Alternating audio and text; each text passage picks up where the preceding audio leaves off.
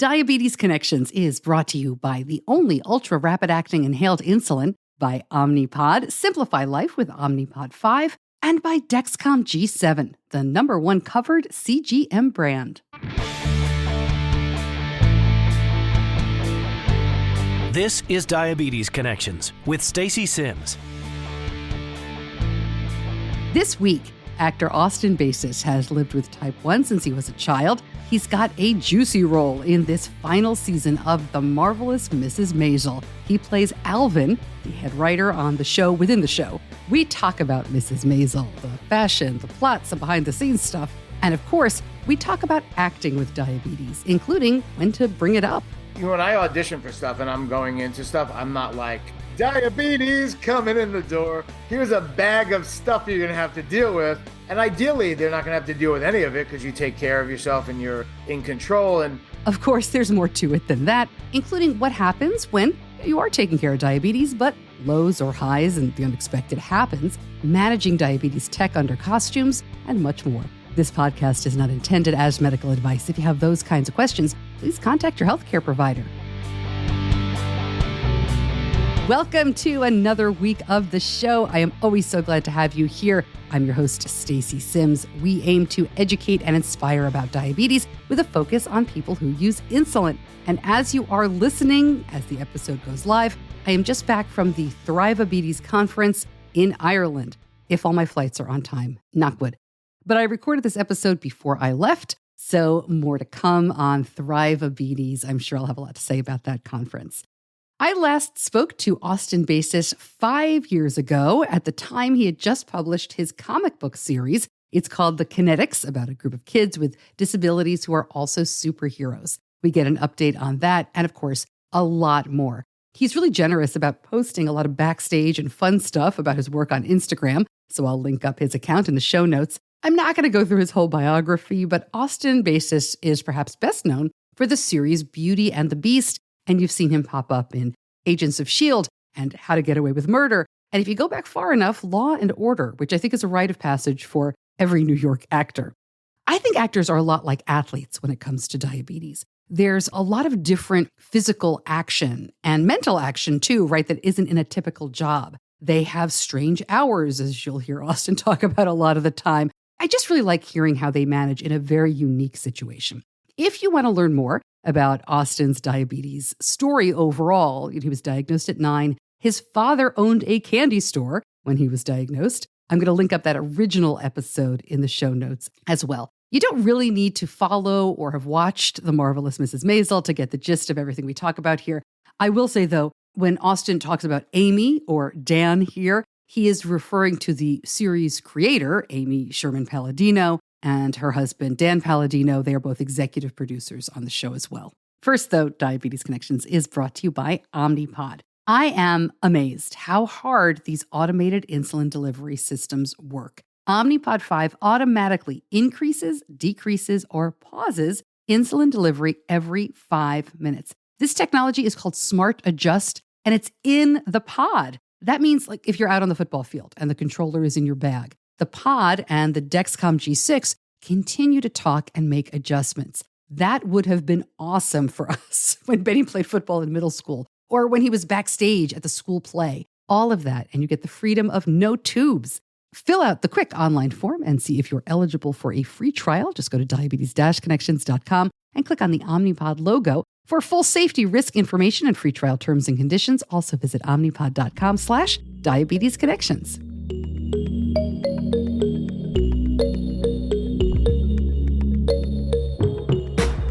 Austin Basis, thank you so much for joining me. I really appreciate you spending some time with me and my listeners today. well, thanks for having me, and it's going to be nice to talk to you again after all these years. It wasn't that. It's been a while. You know. I got to tell you, the first time we talked, I didn't think the podcast would continue for as long as it has. So I'm glad to have a chance to talk to you again. Yeah, congrats. Oh, thank you. And congrats to you. There's so much to cover here. We are obviously going to talk about type 1 diabetes. You were diagnosed as a kid, but let's just jump right in. What a role on The Marvelous Mrs Maisel. This is so cool. I have to ask you, I know you're from Brooklyn, as are my parents, but when the first thing out of your mouth this season was a little bit of a knock, let's face it, on Mel Brooks, What was that like for you? Did you look at the sheet of paper? Did you look at the script and say, what am I saying? Yeah, I mean, I had to kind of do my research to find out that Mel Brooks rubbed some people the wrong way because of his comedy genius, but also his arrogance a little. But I grew up on, all the movies.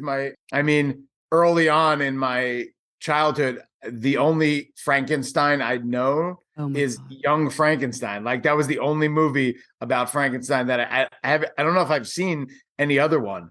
And to actually be bagging on Mel Brooks was pretty counter to my upbringing in New York and Brooklyn. It felt like an interesting character trait of my character that differed from me as a person. So it's always good to have similarities, but also know the differences. And that was a big difference.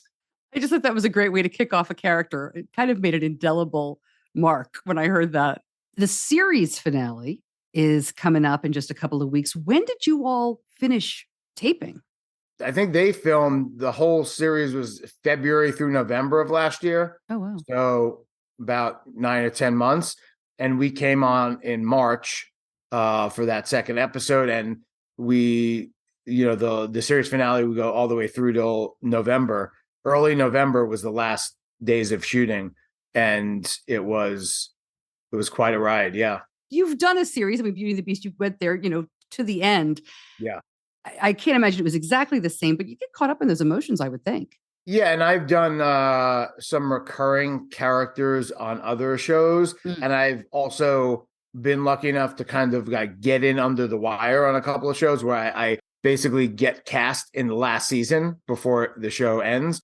And I knew shows were ending when I was right. It's not because I was me. cast. I am not the jinx. I just happened to, slip in under the wire. And I was worried because in times in the past it has spoiled my fandom of a show. Like if I'm a big fan of the show and I get on the show, I'm always worried that one, I'll find out too much, or my participation in it will ruin it for me as a viewer watching that season. And so far, so good. Like it hasn't, which doubled the privilege and the honor for me to be part of it, because not only did I get to be a character in this final season and see how this story ended before anyone else, but I got to, kind of witness the end of all these other characters' journeys who had been there from the beginning, from the inside, to see the people and to see them dealing with it, but also, know how the characters' arcs kind of culminate. And so that was, for me, it actually added to it. I was talking to someone as actors sometimes, or writers, directors, anyone in production. Once you know how the sausage is made, it's hard to watch anything without seeing the sausage or seeing how much percentage fat you're using and what meats and spices. It doesn't taste quite as good once you see it happening. No, but when it's exceptional and you see just how a show like this is made and how the choreography of cameras and crew and actors, and just in any normal shot, it is amazing when it comes together. There was a shot on this recent episode that was a one take thing, and we had shot a lot of different versions of it, stop and start, all this stuff, different size, camera angles, and they just used one out of a whole day of filming. And they used the one because it worked best. That was the energy of the scene. But to see that, and then to see the finished product and how fluid and easy it looked, and the actors, just everyone that's contributing, making it look so easy when I know how difficult those things are, it just makes you appreciate it more, knowing how difficult it is. All right. I have lots more Maisel questions, but let's talk diabetes, because you were diagnosed at age 9. I was diagnosed 2 weeks, 10 days before my 9th birthday. Wow. Right. My birthday's around when school starts, a little after Labor Day. So kind of right around that late August, early September time. It was after I had gone to sleepaway camp, and I was, I had the normal warning signs of fatigue, thirst, extreme thirst, frequent urination, weight loss. I think at that time I was 8, but right before 9. So, I was like 70 or so pounds. And by the end of the summer, I was like, because you have to take a medical before sleepaway camp. And so then you have to kind of take a medical before you start school. And I was like, I lost almost 10 pounds or something over the summer at that age. And so I did a fasting blood test overnight and then went really early to the doctor. And it was, off the charts. And that time, since it was 1985, maybe before some people that are listening were even born, it was a whole process of like, we had sticks where you put your blood on, you left it on there for a certain amount of time, like a minute and a half, wiped it off after a time. And then like 30 seconds later, you matched the color to the bottle. And there was different color coordination thing. We're not talking about CGMs and we're not talking about blood meters yet. They didn't have the glucometers. We're talking about like a rough estimate. And so even at the doctor, where they didn't even have a Lancet like a machine, the guy took a metal thing and pricked my finger. I'm like, oh my God, to think how far we've come. But yeah, so I immediately right in the hospital, and my parents were like, diabetes, like grandma, but not the same. And I'm like, all I hear is like, no sugar, can't eat candy anymore. My dad had a candy store too. So that was, that's right. Yeah, that was quite devastating as an 8-year-old kid who got a candy goodie bag at the end of every week that my dad brought home with specific candy I liked. And he'd bring one home for my brother with candy he liked. And now I had to be, kind of like, I had to go with like basically sugar-free gum. Thank God there was bubble yum, sugarless bubble yum, but Velamins, right? Like the candies my grandmother used to always give me, Crystal Light, and then sugar-free chocolate stuff, because he had like gourmet chocolates, and he actually did have sugar-free, probably because older clients or older customers at the candy store were probably type 2 diabetics. So yeah, it was crushing. And then 2 weeks later, I had to start school late, and I went in, and it was a whole new deal. You've said a couple of times already, it's amazing how far we've come. And it really is remarkable to think that was not ancient history, right? We're talking about the 1980s, like you said. Do you mind if I ask what you use these days? No, I'm actually about to, I have, the warranty is up on my insulin pump. So I have an insulin pump, Medtronic, but my series, I think it's the 500 series, is I have to switch to 770 or 700 series, because they're phasing out that. And then also the continuous glucose monitor that I use is also being phased out. So either today or tomorrow, I'm going to call and discuss which system to get, and then how, because I'm going to have to, it's a slightly different pump.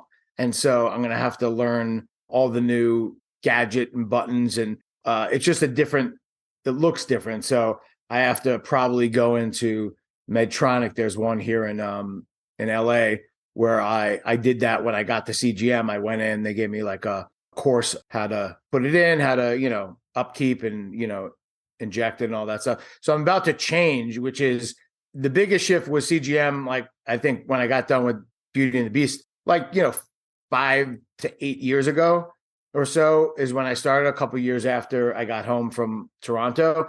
And then I've been on a Medtronic, like basic basic pump, different, advancements, but still, and now it connects to my CGM, which the first one obviously didn't. Right. In 1999. So I'm at almost 25 years with the same pump. Now I have to do something slightly different. Even though it's a Medtronic pump, it's going to be a little bit of a shift and a learning curve there. I want to ask you about that, about acting with diabetes. Yeah. Right. Because you do have to think of those things, under costumes, it's period stuff. So any issues with that, or anything you would like to share? Right back to my conversation with Austin. But first, Diabetes Connections is brought to you by Afrezza. How many times have you miscalculated timing of a mealtime insulin dose? This happens to us a lot. You dose after you order, and then the restaurant gets busy, and then Benny's meal, takes longer than expected, or you just forget, or your bolus too late, and you have to deal with the high blood sugars.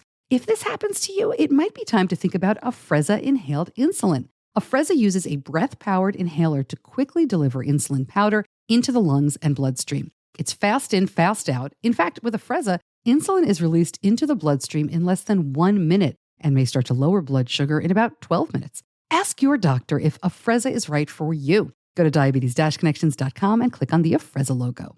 Afrezza can cause serious side effects, including sudden lung problems and low potassium. It is not for patients with chronic lung disease such as asthma or COPD or for patients allergic to insulin. Tell your doctor if you ever smoked, ever had kidney or liver problems, a history of lung cancer, or if you're pregnant or breastfeeding. Most common side effects are low blood sugar, cough, and sore throat. Severe low blood sugar can be fatal. Do not replace long-acting insulin with Afrezza. Afrezza is not for use to treat diabetic ketoacidosis. Please see full prescribing information, including boxed warning, medication guide, and instructions for use on afrezza.com/safety. Now back to our conversation, and Austin is talking about managing diabetes technology under costumes and on set. Well, I think luckily for the time period, the men's suits were quite baggy and we weren't into the slick later 60s and early 70s where things got tight and where like our pants were up to they were like, the belly button line is the line of demarcation of how high you need to wear your pants. You need to wear them at least your belly button, and the tie has to be shorter. Ironically, when I wore my pump on my arm, the pants were so high so that like I have the longest cord for the infusion set that is out because I'm taller and it's just easier to have more slack than less. And so it's on my arm. So it has to go down under my shirt and then come back up to the top of the pants and then go down in my pocket. I can't wear it on a clip on my belt. Like I don't usually do that except if I'm, hiking or playing tennis and the shorts don't have a pocket deep enough and it's going to fall out. So it's easier when I'm jumping around or doing something like that. Even if it's turned off, if it's clipped to my waistband, I usually keep it in my pocket. The 4 sides I use are my arms and my stomach.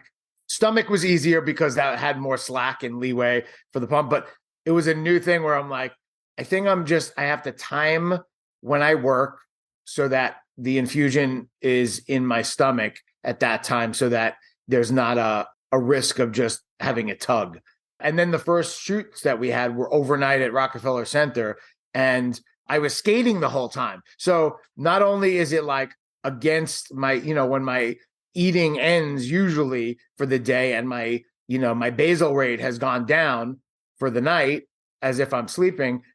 But here I am like actually exerting energy, like actually engaging my metabolism. So I had to be like extra special careful. And it kind of threw me back to like when I had diabetes and I had to play sports before the pump and then with the pump playing in like basketball leagues and baseball. I just had to be wary, like if it's an ongoing sport, I could just take it off. But now that I have a CGM, it loses connection. So it's about like keeping it close, but, making sure my numbers are level. And that's the benefit of a CGM, to be skating from 11 p.m. to 6 a.m.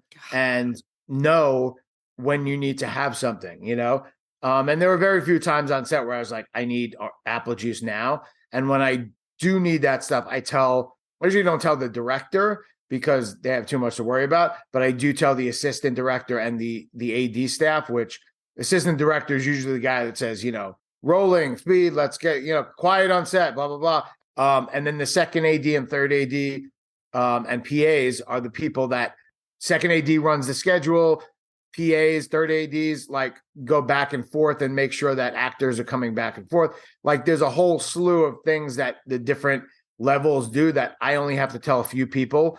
And I'm like, apple juice at room temperature is the drink or food of choice to get my blood sugar up so that I don't have anything in my teeth.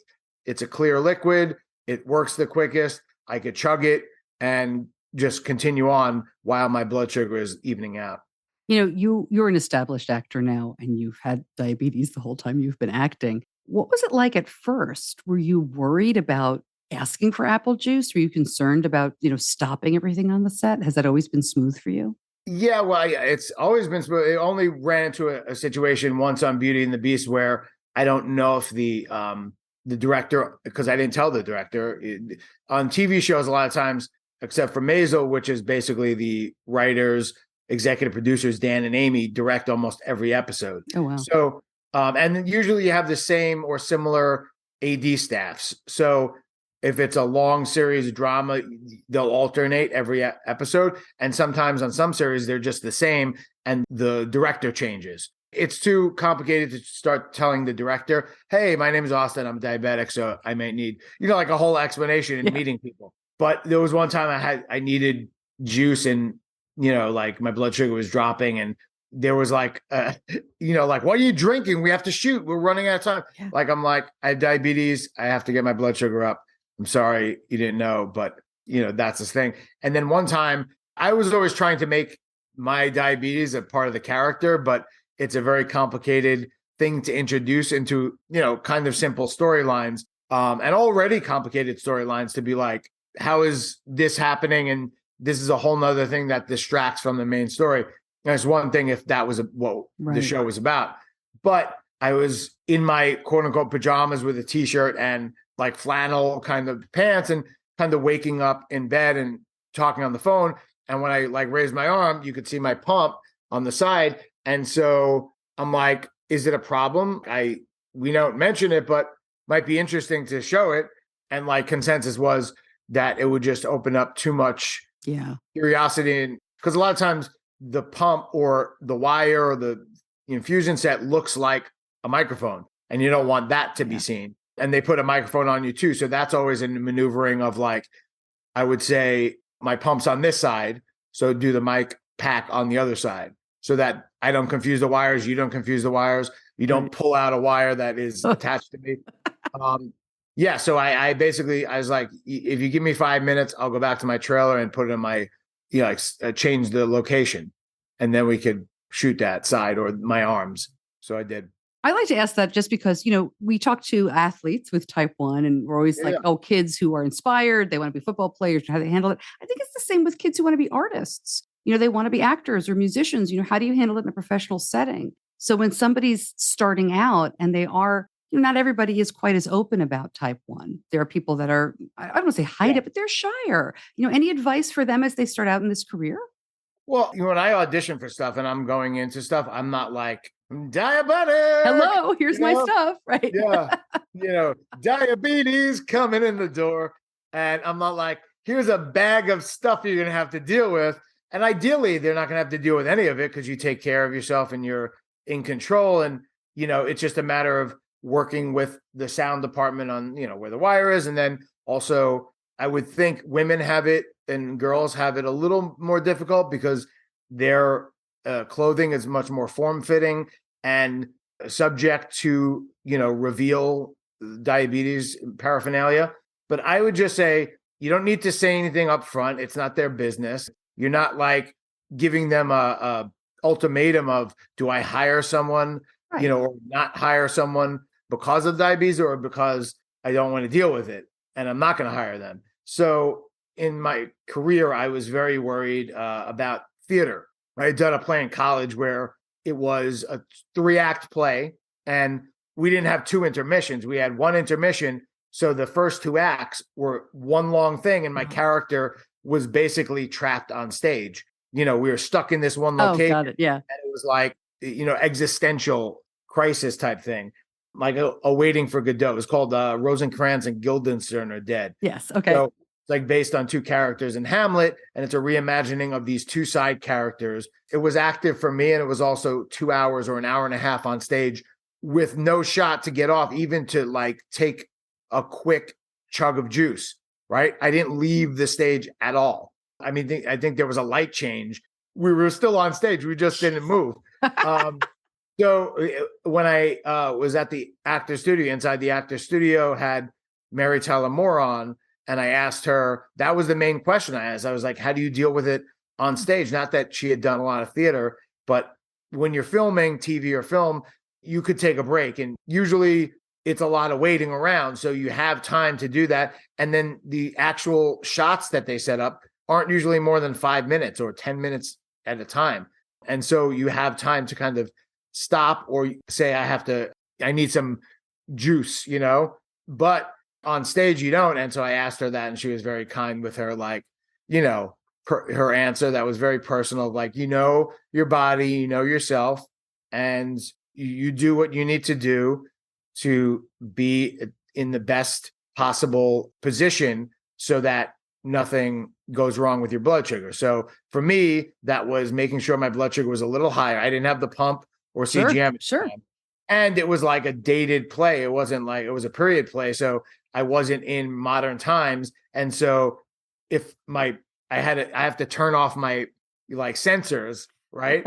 And so I have to, at certain points, remember that my blood sugar could go low or high. And so I have to look because it's all silenced. I didn't have that at the time. And so I, made sure I had some juice before I went on. And then I would take my blood sugar and then also take my blood sugar when I got off. And this was a time when I took my blood sugar at most 3 times a day, right? For the 3 different shots. And, now I take it maybe less because of the CGM, like once, twice a day, definitely. But maybe sometimes I'll take it 3. But when I'm on set, it's more like 4 to 7 times, because if I eat, if I go to set, I just want to make sure I'm in the best position to do the best work possible. And that means having my physical energy at its highest, even if I have to play tired or, drunk or like low energy. And also my mental capacity, because that goes too when your blood sugar's low. Absolutely. You get disoriented, and imagine trying to remember your lines. It's been interesting over the years to talk to stage actors. I talked to Victor Garber, who many years ago, he tells the story about being the production. Gosh, was it Godspell? He was in that famous production in Toronto where like everybody who wound up on Saturday Night Live was starring in. And Martin Short would hide little pots of honey around the stage for him, and make jokes if he was getting low. A couple of actors I've talked to who kind of hid glucose tabs in their pockets of large costumes where they can kind of sneak them on stage if need be. But it is more of a free fall kind of situation, as you're saying. That's really interesting to think about. All right. So back to Marvelous Miss Maisel. Well, the one big question I got from the Facebook group for the podcast when I said I was talking to you was, did he get to keep any of the costumes? And can he steal some for us? Because the costume is just so amazing. Yeah, Donna was amazing. To let you know how detailed it was, every time a new wardrobe was established, and let's be honest, if you see the show, we're basically wearing different versions of gray suits. Yeah. Right? But in the details, are we wearing a pocket square? Are we wearing a tie clip? Do we have the jacket on or off? And are we unbuttoned at the neck? Every little detail. So every time a new wardrobe or scene was starting, established, we would have to wait and line up in the hallway. And Donna would walk down and kind of go through, and her assistants and wardrobe people would have a tray of tie clips, a tray of handkerchiefs, and she would give notes and say, oh, he needs ironing, his tie needs ironing. Wow. Like, you got to do your tie a little shorter. And it was very, very detailed, very specific. And they did have a week or 2 after we wrapped a huge production sale that was open to the public, but there was a time where only cast and crew got access. But I'm in LA, so I was back in LA already. So the first 2 suits, I think I rotated 3 suits, different tones of gray. One fit me better. It was a little darker gray. One was old school and had even the buttons for the suspenders, and I wore suspenders as opposed to a belt. It was easier to keep the pants as high as possible. But they built me a brand new suit in that style, darker suit.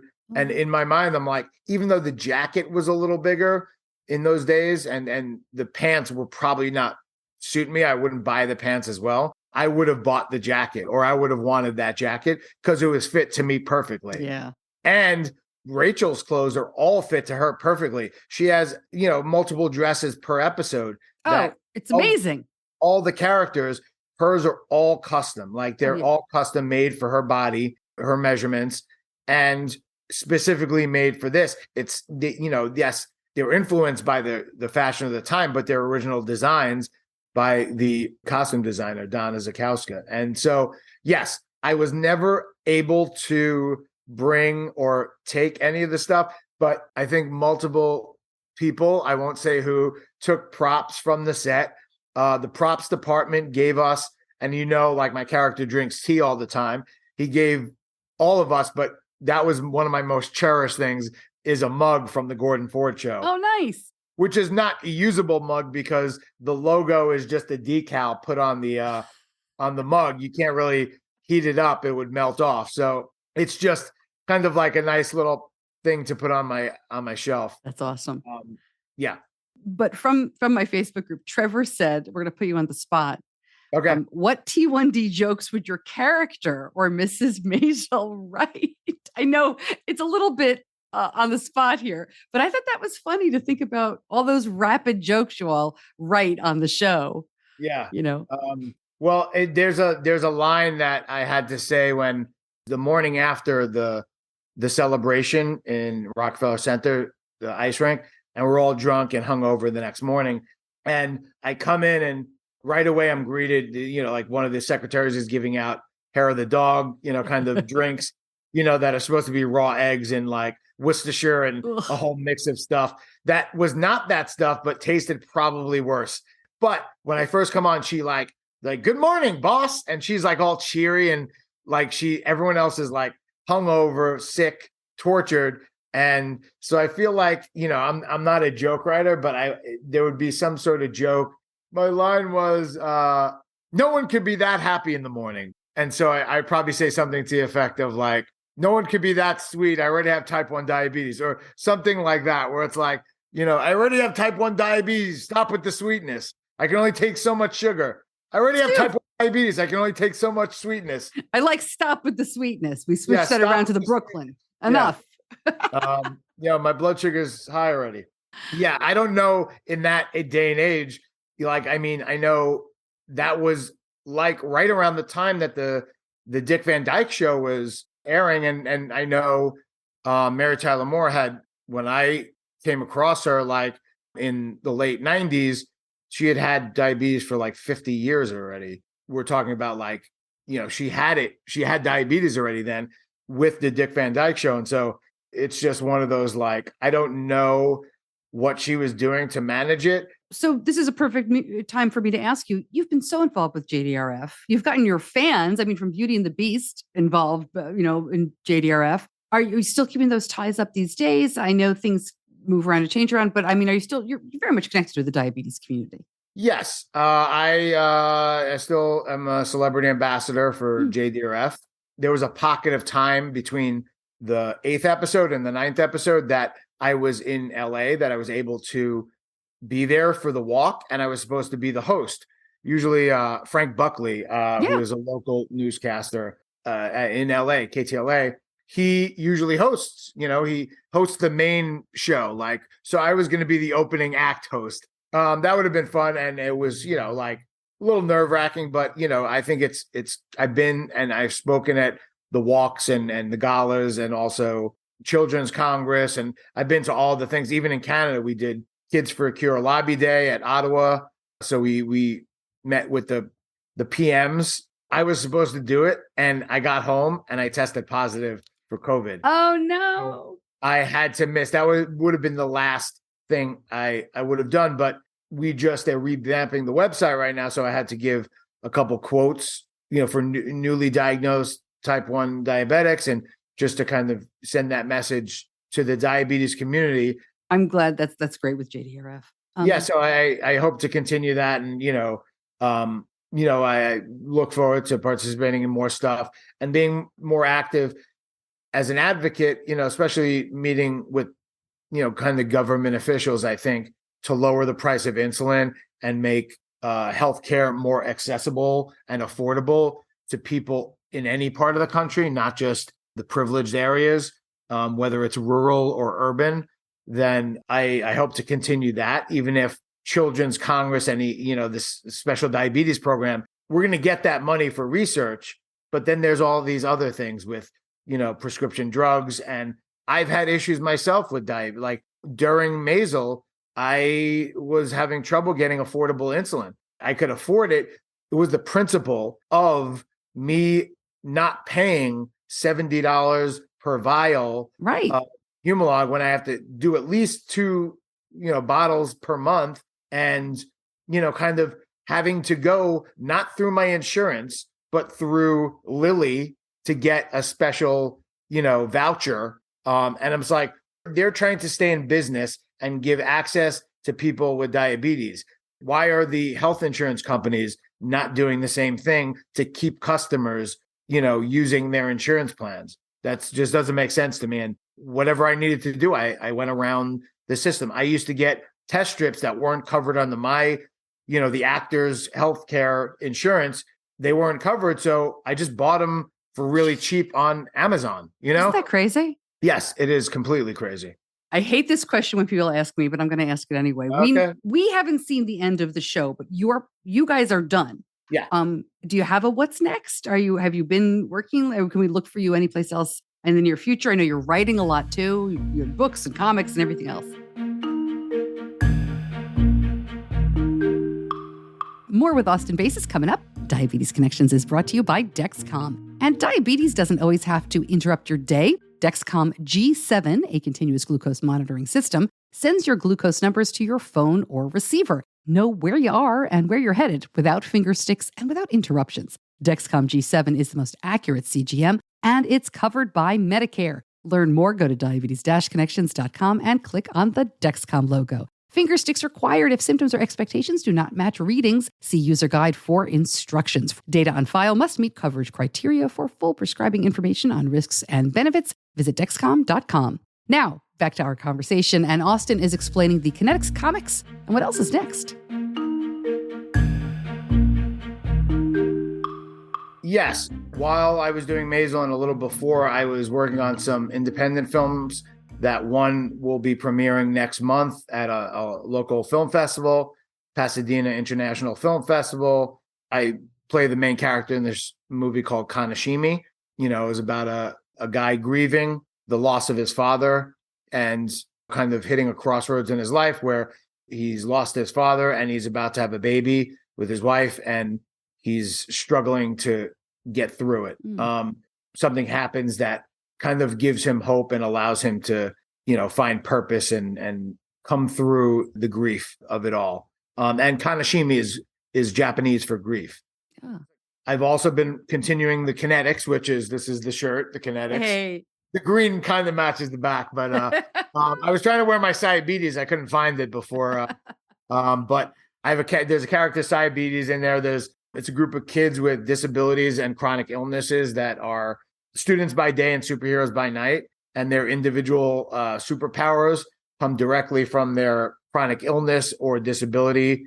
And it's not to deny my character that has diabetes doesn't get cured when he has. Yeah, no, they're great. He uses what he has, and his insulin pump melds with his body, becomes a cyborg with diabetes, hence diabetes. And so we didn't want to deny and miraculously cure someone with an illness or a disability, but kind of show that they could do anything with what they have. And so we have a number of different characters, and it's all about kind of trying to change or say that their perceived weakness, what other people see as a weakness, is actually their greatest strength or could produce their greatest superpower. And we did a 200-page graphic novel that we're shopping around right now to hopefully publish. And then my next kind of like pet project is I've done a couple like self-produced short films and web series. And now I'm kind of gearing up and I'm thinking about actually directing it myself and being in it. But it is a diabetic central story. It's called Seizure. It's about the hypoglycemic seizure I had when I was 10 years old, Wow. kind of 2 years into my diabetes. And it is a horror story based on a real life true story that was a horror story. So the idea would be that there is a potential kind of fine line between diabetes and low blood sugar and demonic possession. The real risk that's involved with diabetes that most people don't see because most diabetics walk around normally. Yeah. But to be clear, I mean, as scary as a seizure is, you're also saying that this would be a story that does have, like, you mean true demonic possession, or are you just making a metaphor? I am saying that the character in the movie has a diabetic seizure and is seized possibly by a demonic entity. Okay. On face value, it's the story of my experience when I was 10, and my family's experience with that, and actual quotes from the experience I've used because they've lasted and we've remembered certain things. And to be honest, like I felt and I experienced something that has stuck with me to this day. And whether I hallucinated or it was like a near-death experience, that to me kind of gets to telling a story about like that only I could tell. And even if it's like accentuated for a little, it's not accentuated that much for an audience. It's more about showing people what people with diabetes had to deal with when their blood sugar goes extremely low. It's like a whole mind thing where you really see things differently. Light comes in differently.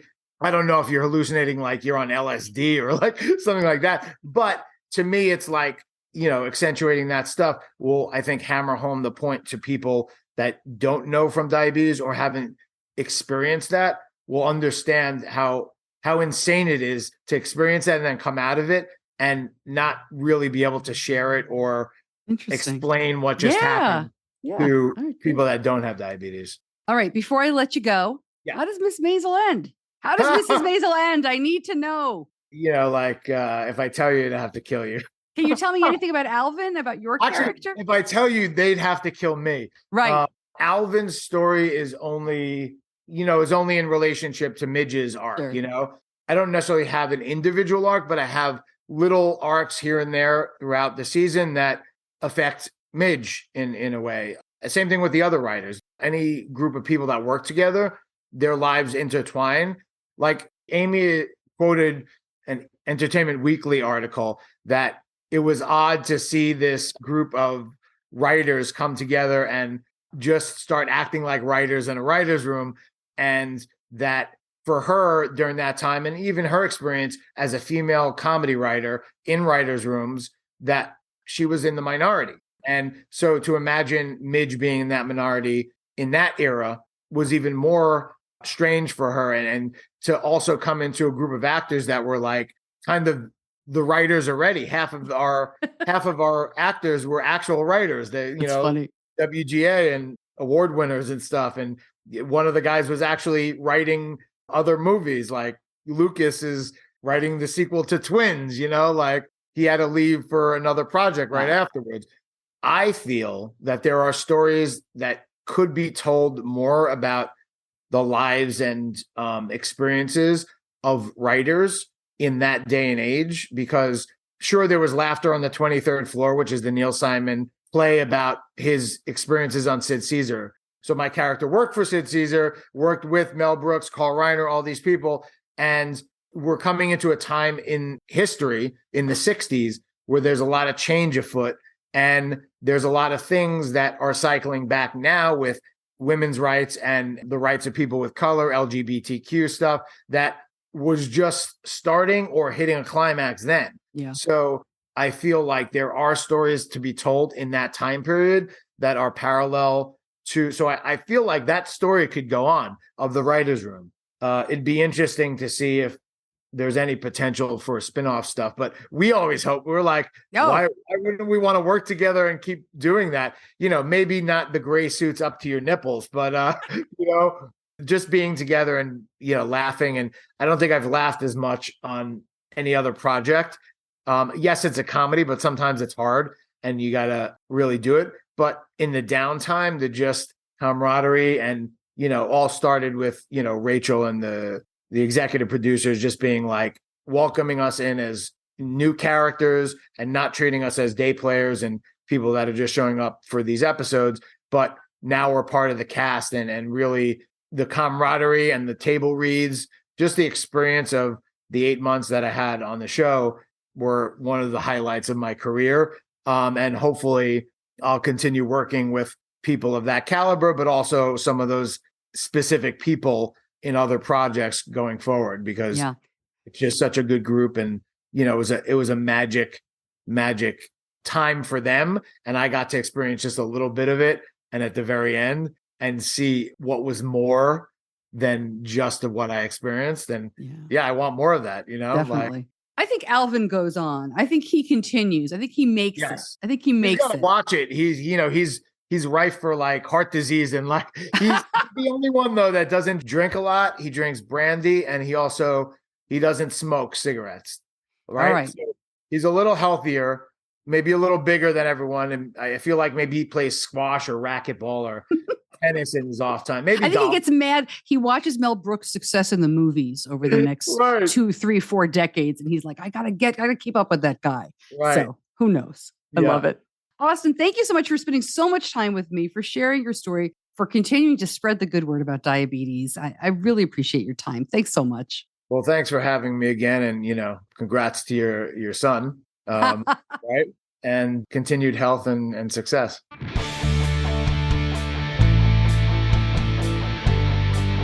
You're listening to Diabetes Connections with Stacey Sims.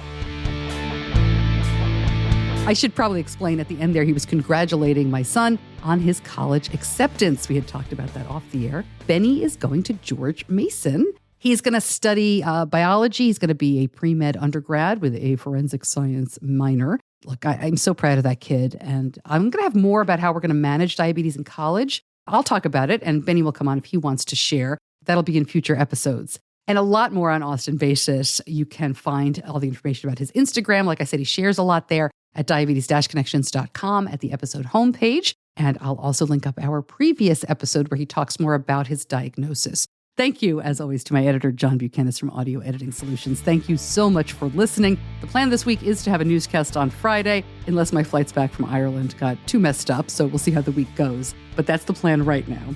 I'm Stacey Sims. I'll see you back here soon. Until then, be kind to yourself.